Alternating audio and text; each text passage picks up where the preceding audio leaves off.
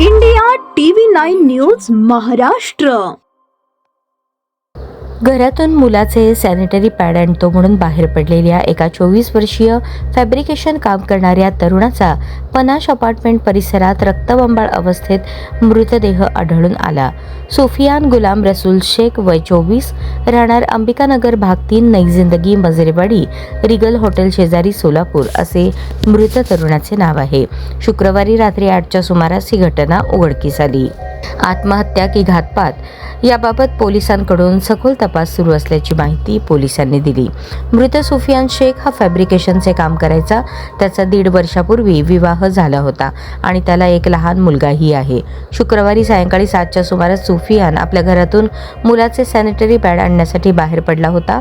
मात्र घरून निघाल्यानंतर अवघ्या 15 ते 20 मिनिटातच तो पनाश परिसरात पोहोचला. त्यानंतर काही वेळातच त्याचा मृत्यू झाल्याची हृदयद्रावक घटना उघडकीस आली.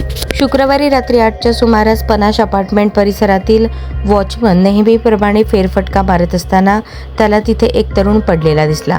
त्याचे हात आणि पाय वाकडे होऊन तुटलेले होते. त्याच्या डोक्याला गंभीर दुखापत झाली होती. त्यामुळे मोठ्या प्रमाणात रक्तस्राव झाला होता. या घटनेची माहिती वाऱ्यासारखी पसरताच पनाश परिसरात मोठी गर्दी झाली.